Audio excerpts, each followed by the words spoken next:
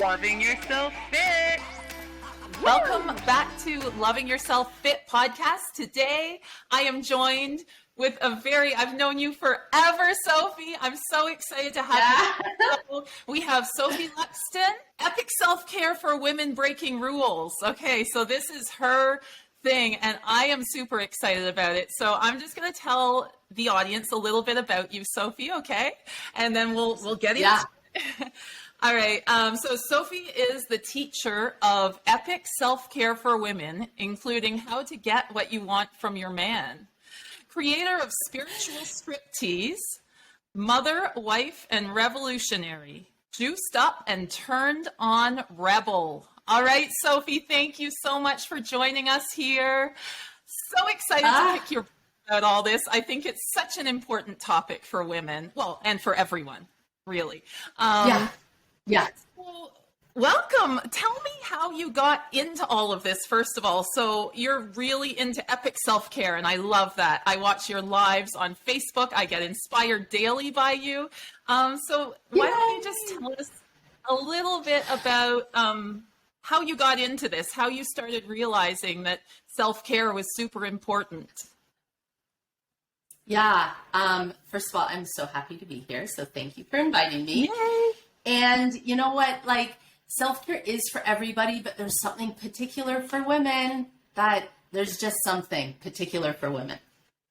And before I got married and had kids, I would say that I had a pretty turned on life. Like, I just had the luxury of most of my time being filled with things that turned me on, lit me up, inspired me, juiced me up.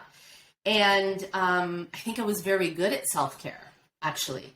And then everything can we swear on this podcast? Sure, yeah, go for it. Do it. Yes, excellent. Everything got fucked up, okay? All of a sudden I was like a wife, and I don't know, what do you do as a wife? Do you have to do everything the same? Can we do things differently? Weird. And then motherhood. Oh my God. Yeah. So I feel like that just kind of brought me to my knees, and I couldn't see. All I saw around me were women who were just like me, depressed, depleted, kind of shadows of themselves. I would come across these women who I knew from other spaces who used to be so lit up and turned on and hot and spicy, and then they got married and they had kids. I'm only laughing because we must laugh at this because it happens all the time, and it's the Bermuda Triangle of marriage and children. Where did we all go? Yeah. And so I was like, ooh, fuck, this is not, I have to. No, this is not, I can't do. This can't be it, for the rest of my life. And so I almost feel like I started to really claw my way back into what would it require for me to feel really awesome with this new role of wife and mother. It was like I woke up in a different landscape. Mm-hmm. And all of the previous skills that I had to do that were no longer really relevant or possible, or there is a certain logistics of family life that make things more challenging. Yeah. And it's so awesome. I loved when you sent me the questions, because it really made me think about how I have changed my idea of self-care from the early years. So say in the last decade. And that's where I started. And then I've just kind of developed and deepened and expanded, and all of us are on that growth journey, and I've also been on that. So that's how I got started, and I had a big background in teaching and working with women, so it just naturally I was like, oh my God, I think I've figured some shit out that I think we should all know and talk about and practice and do. So my teaching with women and then my newfound love and obsession with self-care kind of came together. And that's how I started. Awesome. Why don't you tell everyone what you were doing before all that, before you were a wife, before you were a mother? maybe tell us a little bit about your background there, because I know, but Yeah. So I guess, yeah, for like 20 years before marriage and children like you, I was in the dance world, which for me was teaching, having teachers, choreography, had a dance troupe. I put some shows on, did lots of performing, did choreography, like a whole bunch all around that world. And I was an entrepreneur. So that was like entrepreneur, creative, turned on sexy babe. Like it kind of encompassed a lot of stuff that is actually very dear and near to my heart. And then when motherhood and marriage came, everything dropped. All of the plates dropped. And Right. at the beginning, I didn't know how the fuck to fit them all back in. It seems like impossible to hold them all in this new landscape. Yeah.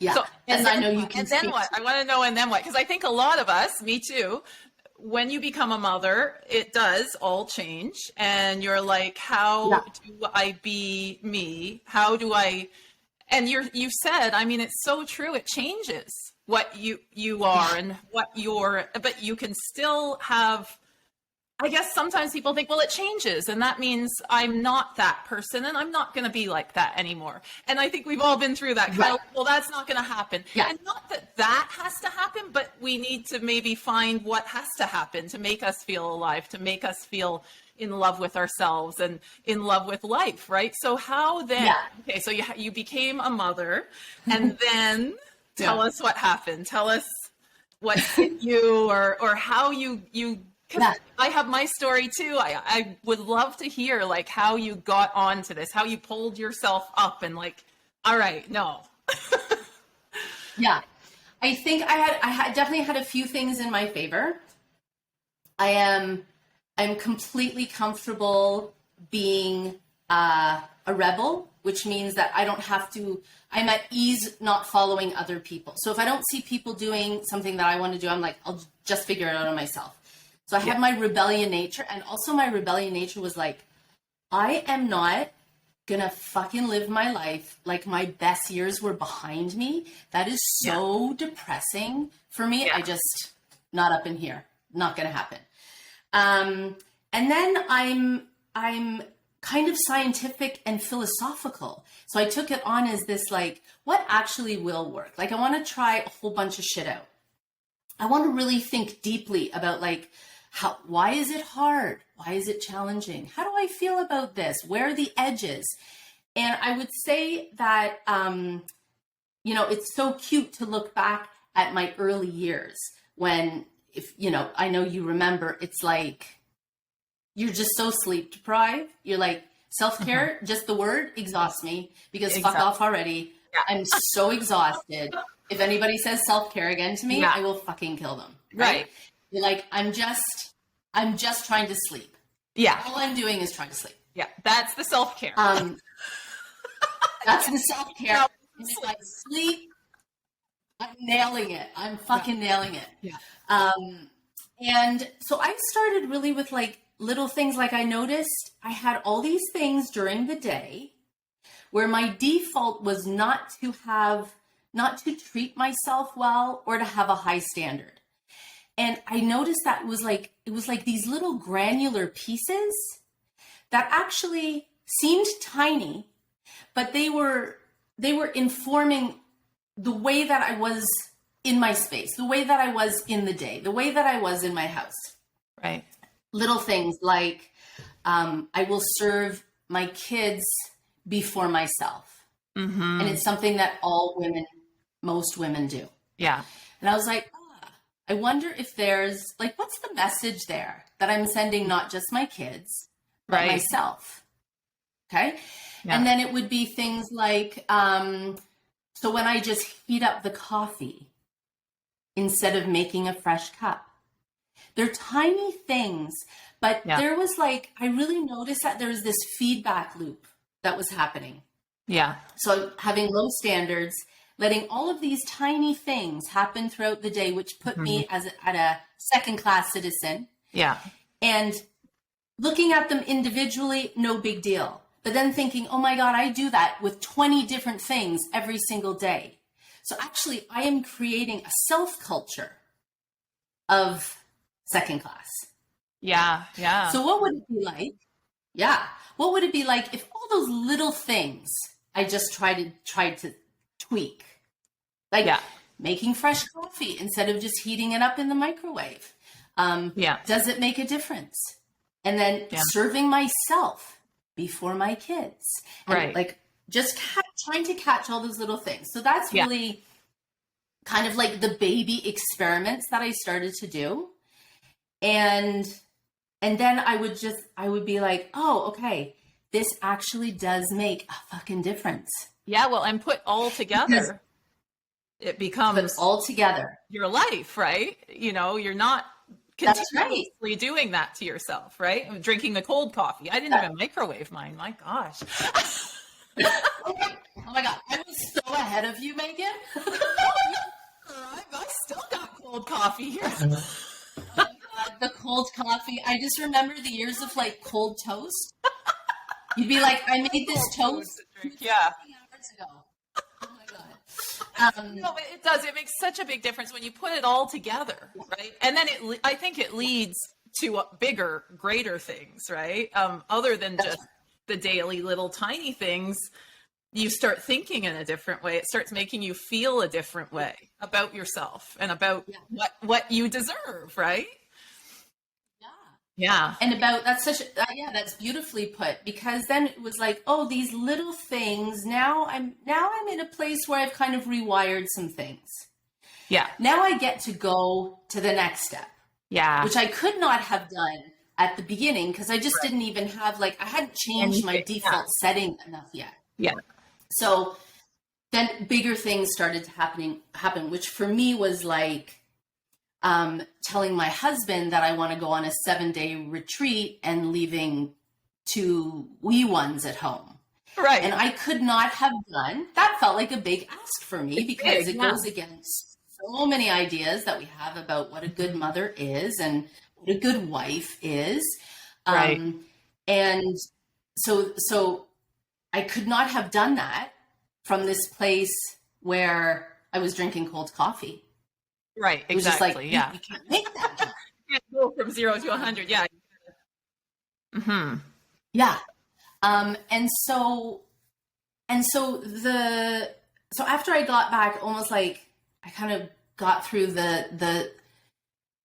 this rewiring of little things that I would do during the day. And that certainly shifted things. And the amazing thing is when a woman changes her standards for herself, even without her saying a fucking word, the standards that everybody else in the household holds for her come up to her level. Yeah, for sure. For sure. I've seen that. That is a very important thing. And I think a lot of people don't realize it until they try it. And then they see, oh. That's right. Oh. That's right. Yeah. And all of self-care has to be an experiment. It has to be something that we play with, right? You just got to try it. And if it works, great. And if it doesn't, then you try something else, right? And so then I spent many years like trying to juice up myself. I was like, who am I as a woman? Who am I as like sexual being still? Like, who am I as Sophie?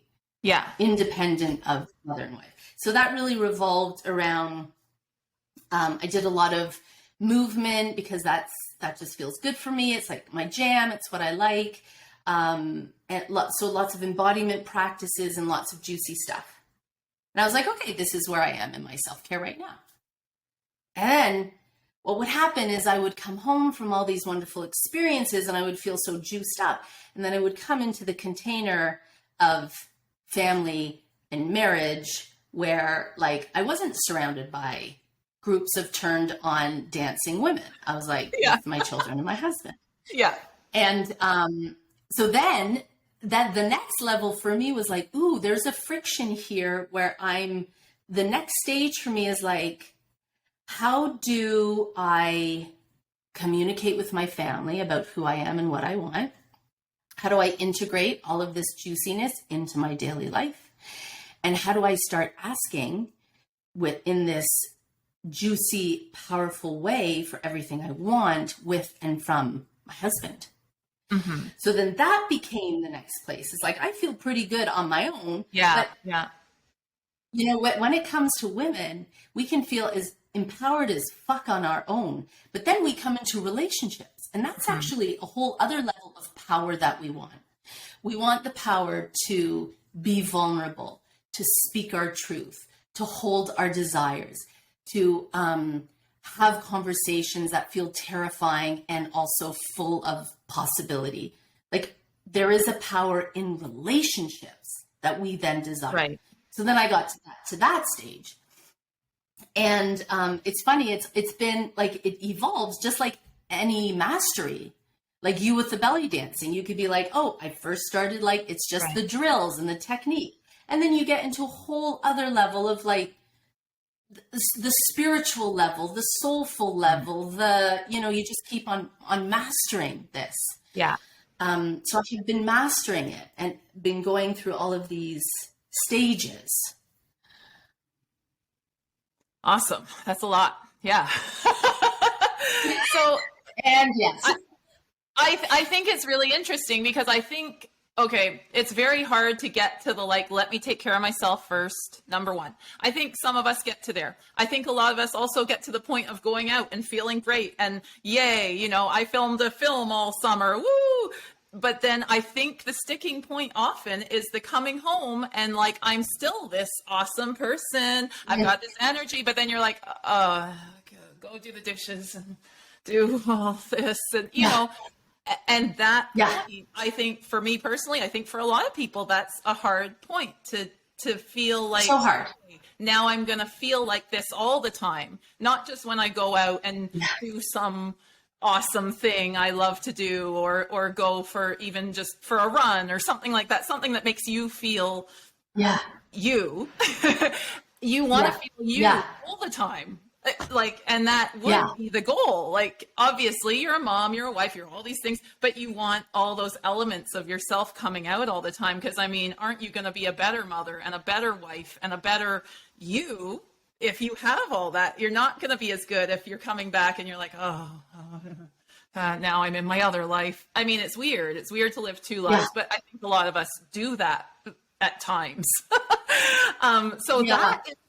That's a hard one. And that's where I guess you have all these asks. I've watched a lot of your lives about your big asks and you're also asking your man for what you want and all this idea of kind of like pulling everyone into your whole, like doing you basically and letting everyone be a part of it, which I think is so beautiful because don't you want the closest people to you to be a part of your amazingness, not just your drinking cold coffee, right?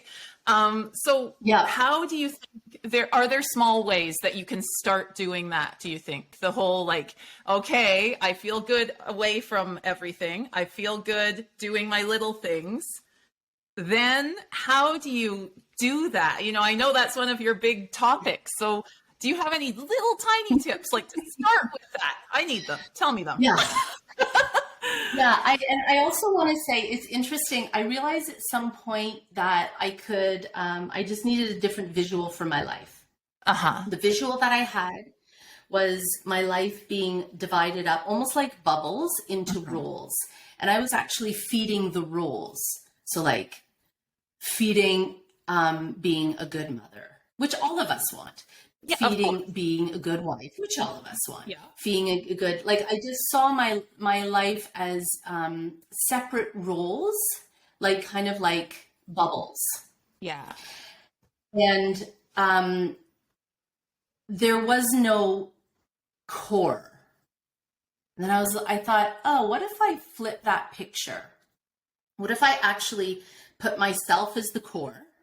Right. Like I'm the circle in the middle. And then just coming off of this big, juicy, turned on circle are the roles. Right. But they're not the center. Yeah.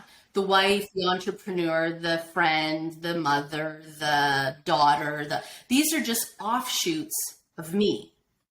And so the self-care that I want to do is actually all about the core. I'm not going to feed roles because I actually believe that the fuller I am, the roles just get fucking taken care of. Yeah. Yeah. And I want to be the core. My woman wants to be the core. And I think that's a really interesting thing for women to think about. Like, how do I think, am I at the center of my life or am I decentered? Yeah. Am I decentered in my own fucking life? Yeah. And what would it messed up? Right. Yeah. And yeah. So messed up. And we all do it. And it's what we know about these roles. So I think that's a really important thing to think about. And we have to be willing, like, to fucking break some rules. Yeah. And we just have to. If we stay within the confines of what we believe is a good mother and a good wife, we will live good lives. And some women may be completely satisfied with that. And beautiful. I celebrate them. I'm not, so I have to do something different. You're not, so we have to do something different. Right. So there's a certain willingness that has to be there to, like, shake some shit up. We can do it at our own pace. Yeah. We don't have to go from 0 to 100, but there will be friction. It is scary because epic self-care really, really requires us not to do our self-care in the fucking dark or in the shadows. Yeah. Waking up at 5 a.m. to go on the run so we don't disturb breakfast. Yes. And so we're still here. Yep. That's right. I've done it too. It's like, I do amazing self-care, but I contain it and make sure that it doesn't inconvenience anyone. Yeah. So everything continues. So it's like, okay, well, that's a rule that has to be broken. Yeah. I have to actually have my self-care be expressed to other people, like out in the world. It has to become public. Yeah. And what I think is so beautiful and what I think is important for us to remember is our freedom and our boldness ignites other people's freedom and boldness. And so I was going to say exactly that. Yeah. What we do in the family shows. It teaches everyone, right? It teaches your children. It teaches society. It teaches other women. It shows everyone that we can all be doing this rather than, oh, well, everyone's doing that. How am I going to go and be weird like we're saying we want to be? I mean, I don't mind a little bit of that. But a lot of people are going to be like, I don't want to be that person. I don't want to be that person that everyone thinks is all out for herself or not caring about. This is what women tell people and say to each other even about other women, which breaks my heart. You know, oh, look, she doesn't care about her kids. She's going off and doing that. Yeah, well, no, maybe she cares about the kids so much that she needs to be a whole person for them. And that's one of my big things. Like, I'm just like, how could you? No. And I think it's so important to have, women like yourself coming out and being public about it, not hiding it under a rug, not like, okay, I'm going to do something for myself, but it's going to be over here in this corner. No one's going to know about it. Like, we need to get it out there. All women need to start getting it out there and being proud of it rather than hiding it. I think that's the only way we can all change and be better together, basically. You know what I mean? I don't know. Yeah, I love, it's such a great point. I remember being at the park one day with my kids and I wanted to train my kids to not need me all the time because I wanted to go to the park and just chill out. Yeah. And all they wanted me to do was to, like, push them on the swing. And I'd be like, no, I'm not going to push you on the swing. And there was a moment of friction there. Like, when I talk about the rewiring that is required, the amount of rules and stories that we need to break, it happens all the fucking time, every single moment of the day. Even the way we think about ourselves, the way we talk to ourselves, it's like we have to break rules every moment. Yeah. So, So I said no, and then I went and sat down on the bench and did fucking nothing. I just sat there because I wanted to sit. And a woman started to push Daisy on the swing, and kind of give me some looks. I know. So and when women are in their own cages, it's hard for them to see another woman's freedom. Yeah, it's really hard. And that's what it is. Like, we can have mad love for that too, because we've all been there. And it's hard. It's hard to see somebody else's freedom, because all of our own stories come up, and all of our own shit, and all of our fears and our desires all come up in that space.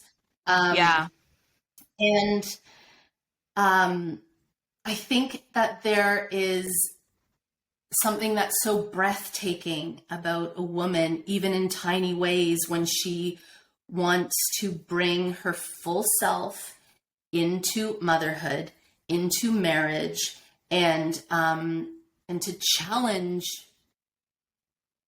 all the perceptions that we have and expectations that we have of marriage, of motherhood, of a woman's role, of what is too much to get, of what is too much to ask for, of like pushing the edges of what we think is possible for our lives, for the way that we feel, which makes it so fucking exciting and scary and exciting and scary and exciting. It's always good. Scary and exciting is always good, right? Yeah. I think when you asked, go ahead, for Meagan. it. No, you go for it. Yeah.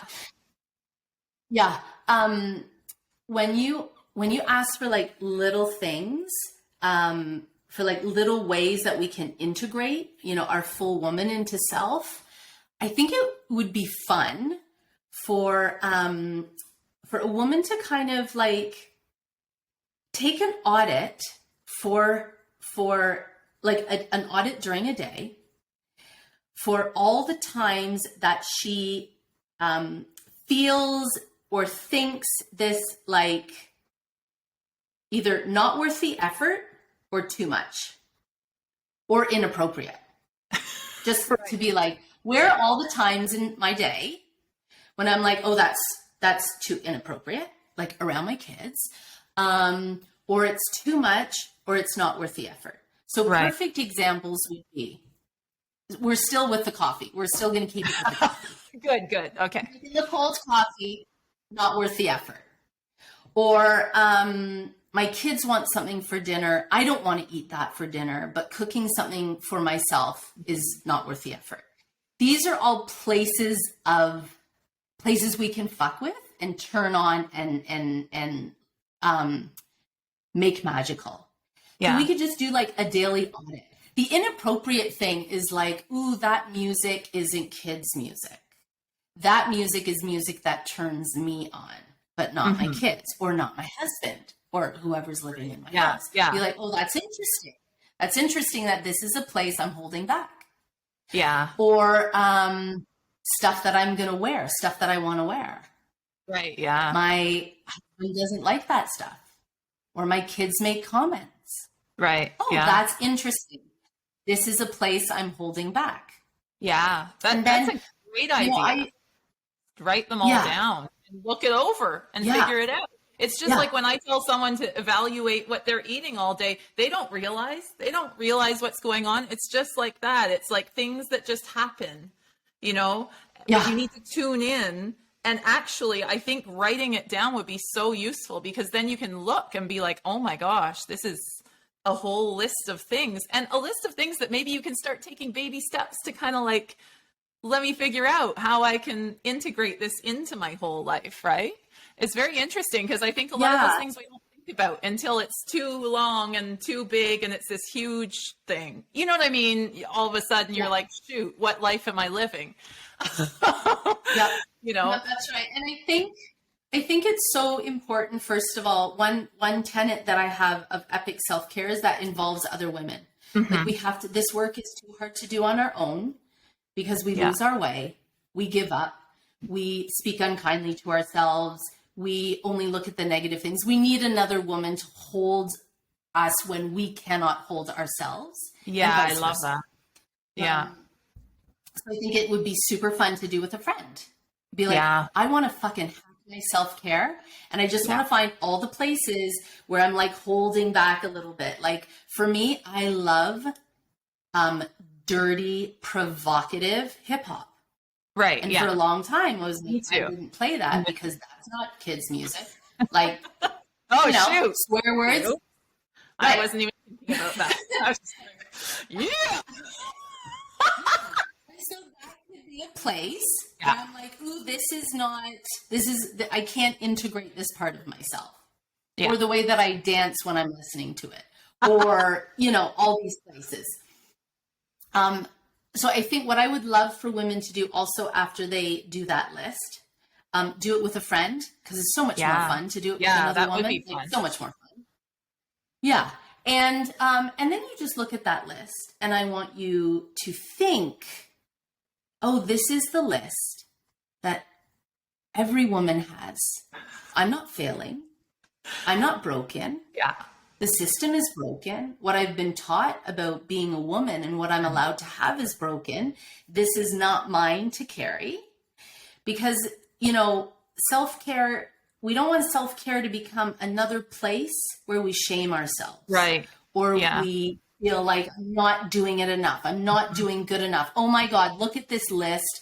Look at all the places I fail myself. Look at all the places where I'm fucking up. I think that's a huge thing that can happen, right? With self-care, as we were talking about when you have a baby and people are like, take care of yourself. And I'm like, I can't even do that. I can't do anything. It does. You don't want to become weaker from trying to take care of, from trying to think about this. So thinking about it in that way and not in a punishing way of like, which we kind of, with society, I think we do think of punishing ourselves a lot over things like this. Yeah. I mean, things like, same as diet culture and all this stuff. I mean, it's all this hating ourselves and punishing rather than embracing and being like, okay, let me, make this great. It's not a terrible thing. As you said, we all do it, right? We all have these things that, and even if we're totally evolved and feeling ourselves, I think we could find more things. We could, you can always be growing. You can find more things. Oh, shoot, I really want to be doing that around the house more. Or there's always somewhere to go. I feel like you'll never end this journey. It's a beautiful journey of self-discovery, basically. And like, getting to know yourself and what you're about. So, and I just had a great idea. So this is what you should do with your friend. Okay. And I really want to emphasize, do this with a friend. You will inspire each other. You will turn each other on. You will celebrate each other. You will be accountable. And it's just so much more fun. Accountability is so you read the list to each other. Okay. And after every time you say something, your friend's going to go, yes! Like he's going to celebrate the fuck out of all the places you hide, all the places you play small, all the things that you don't do. He's going to fucking celebrate the fuck out of everyone. And then after you finish reading the list, both of you are going to feel like fucking awesome. You just did this list of failures, which we could see as failures. And you're going to be like, oh my God, look at how amazing I am. Look at all these places I'm hiding. Look at all these places where I'm not playing full out. Look at all these places I'm like staying in the shadows and playing small. Aren't I so cute? Isn't this so amazing? You're amazing. I'm amazing. And just celebrate the fuck out of that list. Because again, like the art of celebrating ourselves, no matter what, is like so healing for what we naturally do, which is we jump right into self-criticism, negative talk. Look at how fucked up I am. Look at what a mess I've made of my life. Look at how scared and that's what our default is. So if we want to like rewire our default, we have to kind of like double down on what feels outrageous to like read that list and like cheer after every one. But it changes us. It changes the way we feel about ourselves. it also opens up this huge art of like compassion and seeing other women as never being diminished, Right. no matter what they're going through. It's easy for us to be like, I see her in a certain way because everything's going great for her. Mm-hmm. So she's amazing. It's wonderful. I see her up here. And then when she's in her shit, I see her in her failure. Like, I pity her. But the art of allowing yourself to be seen and seeing another woman in her perfection with her list of 30 fucking places she hides every single day, or her list of 2. Yeah. Seeing those as being equally perfect, equally delicious, equally worthy places of celebration is gorgeous. Amazing. A gorgeous gift we can give to ourselves and to another woman. Yeah, I love it. So everyone do that. That's awesome. I'm going to do that. I'm going to get a Everyone friend. do that. I love it. Yeah. So that's amazing. And what do you think about, okay, so since my show here talks a lot about fitness and health and loving yourself fit, what do you think about fitness, working out, eating healthy? What do you think about that for self-care? How do you think that fits in there? Like for me, obviously, I think it's a huge thing. It goes along with your kind of the eating thing, because I found myself never making any meals for me. Never mind after the kids, I just wouldn't make meals, and I would go all day not eating and then eat garbage and some chips at night. And that's how I kind of got out of fitness, because after my second child, I just was like, oh, well, no time cooking all these meals for everyone. And I did one day decide, you know what? I'm going to make myself a day of beautiful meals that I want to eat and that will be nourishing and amazing for myself. And I saw that as like the biggest self-care for myself. Like, I'm going to feed myself now. I'm going to start eating every few hours. I'm going to actually eat meals when everyone eats. That was one of my big, it was recent. It was like a few months ago. So it's so good. Right? So how do you see that kind of fitting into self-care, all the health and fitness? And I'm not meaning killing yourself at the gym. It could be whatever you love working out. What do you like? You say you love dance and movement and all that. Do you think that's a huge part of self-care? It's such a good question. And here's what I know from my own experience. Am I gonna start there? Yeah, that sounds good. Yes. Sounds good. Another place I want to go. There have been times when I have been putting no effort into my fitness or my eating, and I have been entirely absorbed in another place in self-care. Right.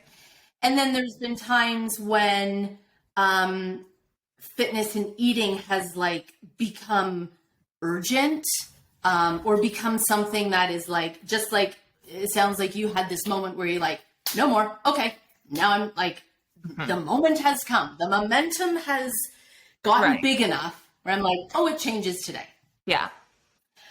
I think that the best epic self-care that we can do is always driven by our desires. Always driven by our desires. Right. And what I mean that to say is, I know lots of women who eat all the right stuff and exercise and have like fit bodies, and it is important to them, and they will stick to that regime for the rest of their life. And I celebrate them for that. And their desire is to allow themselves to fully surrender in body pleasure, in sex.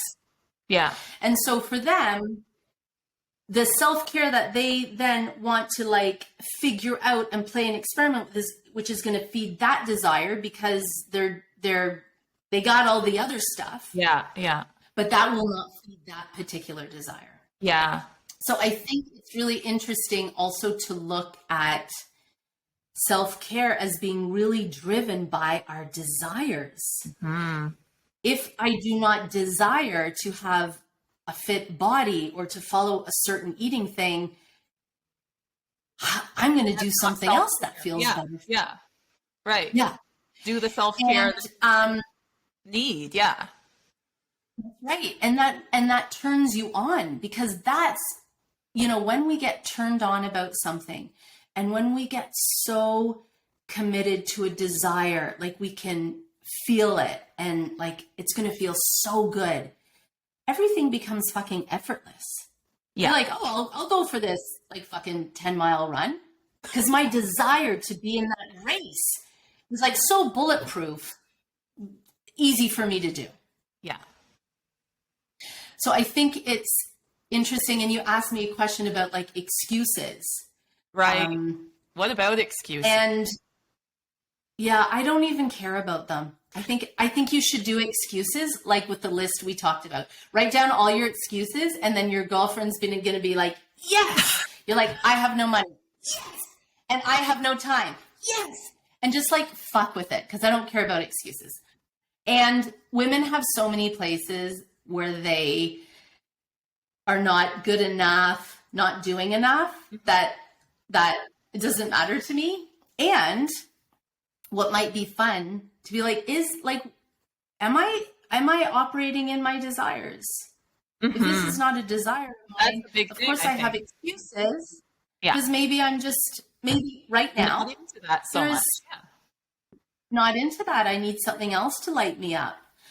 And sorry to interject, but how do you think women can find that out? Because I think that's a big thing. And that's one of my big things is having the right goal, and having the goal that is making you excited. And it might not be what you think it might be. It might not be the typical, I want to look this way, or I want to do XYZ, whatever, like that you think you should be doing. I think a lot of, especially women, fall into this trap of, well, of course that's what I want. I mean, I've had that. I gave up my dance studio and I was happy, and everyone's like, oh no. And I was like, but no, I made a decision, and this is what I wanted to do. Like, I'm sorry if you don't see it as a win, but I do. So how do you think, because it's also, there's all friends and family and society and people around you saying, oh, but I thought you wanted that. Oh, but things change. Our goals change. So how do you think people can kind of get into what they really want? Like maybe they just want to, hang out and watch TV one day, even like a little thing like that. Because that's something I struggle with. Like maybe I do want to just watch some trashy TV one day, but my mind is like, no, but maybe that would be the best thing to do. Like, so how do you find your goals, do you think? Like, how would you really like go past what everyone is thinking you should want and what you even think you want, I think sometimes, right? Yeah. Yeah. And figure out what is important to you, what turns you on, what is it? Like, do you have any tips on that? I know, it's so big. Like, hour number 5, here we come. I know. Just little tips, maybe. Yeah. I think for most of us, we have not been asked very many times in our lives, what do you want? Yeah. So we get to the question and we might have a total fucking blank slate. And that's okay, because that's, for most of us, that's the culture that we come from. That it is not seen as something that we should give time and attention to. So we know what our kids want. We probably know what our girlfriends want. We know what our husband wants, our parents, our girlfriend, our wife, whatever. So again, if we can look at everything as a place where magic can happen, we'll be like, ooh, okay, what if I wanted to get really good at knowing what I wanted? Knowing that I'm going to start out and I might feel like fucking pissed off and I hate desires and I like, fuck this question and fuck Meagan and Sophie and this is bullshit. Like, knowing that that's a perfect place to start. Yeah. And I think you should do it with a friend. Like, what do you want? Or what do you desire? And your friend is like, I have no idea what I desire. And then you say, thank you. I desire hot coffee. And then your friend says, thank you. I desire this fucking conversation to be over. And you say, thank you. I desire a 5-star resort, and you just practice. And it's the art of like figuring it out. And it would be really fun to do it on a particular topic. So say you had 2 women, they're like, I feel like I should work out or get fit or eat well, but like, I fucking don't even know if I care. Be like, let's do desires on health. Like, what do you desire for your health? And not have it, try to stay a little bit in the play zone before we get into the goal zone. Yeah. As soon as we get into the goal to-do list, we fuck it up. Our brain gets involved, and we will poison our desires because we will constrict them. Yeah. So we're just in the play zone. Tip right there. I feel like that is the biggest takeaway. My God, like stay in the play zone, because it's so true. Stay in the play. You ruin things when you start getting like, okay, let me think about this properly now. And you do come up with so many magical, cool ideas when you can play in your mind, when you can just like have fun and like, oh, what are my dreams? Like, what am I going to be doing? Woo, it should be exciting, right? Yeah. And you can kind of like have this place where you go into like the outrageous desires. Yeah. You can be like, definitely. I want to be a fucking nude model for a major lingerie line. And then your friend is like, thank you. I desire. Yeah. So I think that would be so great, like keeping it in that play. Yeah. And also like when it comes to holding, almost like the art of holding the masculine and the feminine. So the masculine is like the structure. I'm going to work out 5 times a week, and I'm going to eat that. I'm going to have a smoothie before my cup of coffee. And that is, there is a beauty to the structure. And inside of the structure, I think it's beautiful to practice what the feminine gives us, which is the fluidity. And which is the day when it doesn't feel right to push. Yeah. And I'm going to sit and watch TV, and that's exactly what I need. And I'm going to think to myself, I grew up in a world that glorifies the structure, glorifies goals. I did not grow up in a world that rewards me for taking a break when I'm tired, for, not doing my workout on the first day of my period, because actually what I need to do is like have a hot bath and eat some fucking carbs. Yeah. So I think also like the art of like having a structure that is designed to nourish us and not punish us. As soon as we have a structure that's designed to be a place of shame, it's not working. Yeah, I agree. And like just to always be gentle and kind with ourselves. Yeah, so important. And gentle and kind with other women. Yeah. And like have a partner you like, oh my God, I'm supposed to work out today, but I'm just going to fucking binge watch Schitt's Creek. And she's like, amazing. Good for you. I love that you're listening to your body. It's perfect. Yeah. You're like, great. Sometimes what happens is as soon as we get permission and approval, we're like, oh, I'm just going to fucking take the day off and it's going to be wonderful. And then tomorrow I'll get back on. All I need is this one day and for somebody to say, Meagan, this is fucking beautiful. I hope you have the most amazing 3 hours of watching whatever you want. Yeah. And you're awesome. Have a great time. You're like, that's all I needed. That's all I needed. and then tomorrow I'll get up and do my thing. Like, it's all good. Right. Yeah. Come back stronger after that. Yeah.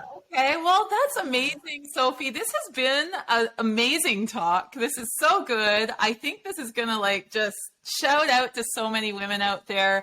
I'm excited for everyone to get all these tips and start working on them. Like, oh, grab a friend and do all these activities. I know I will. I'll keep you posted on that. Is there anything else? I will. I will tell you how mine went.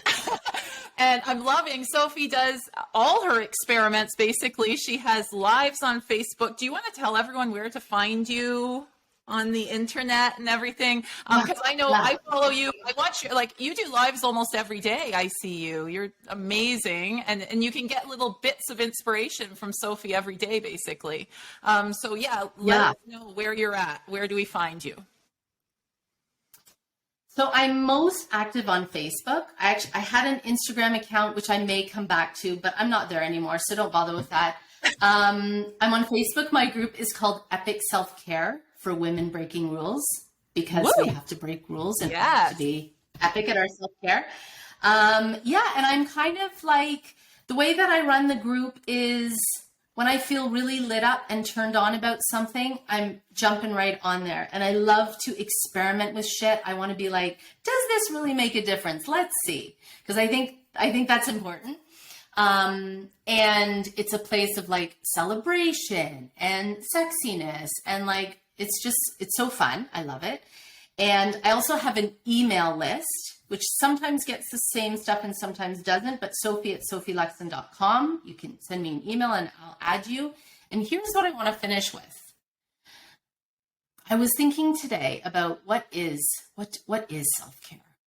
And today, my description, because I've been thinking about this for a while, it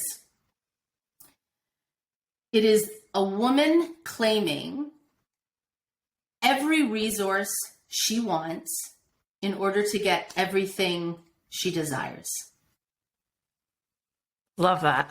It's beautiful. It is about a woman creating a life where she is so well nourished and so well supported. She is able to get everything she wants from her work, from her marriage, the sex that she wants, the intimacy she wants, the fun she wants, the everything, because women need to be very well resourced in order to get what they want. So that's what I have for today. And it turns me on, even though I like do this work all the time, that turns me on always and forever. Yeah, that turns me on. That was awesome. I love it. I love it. Talking to you here, Sophie. Thank you so much for being a guest on Loving Yourself Fit podcast. It's been amazing talking to you. Go check her out. It's amazing. And do all these things. Do all these things, guys. It's going to change your life. All right. Thank you, Sophie. See you later. Hope you enjoyed this episode of Loving Yourself Fit podcast. If you loved it, help us out and leave a like. Definitely tell your friends about it. And see you next week. Same time, same place. Loving Yourself Fit podcast.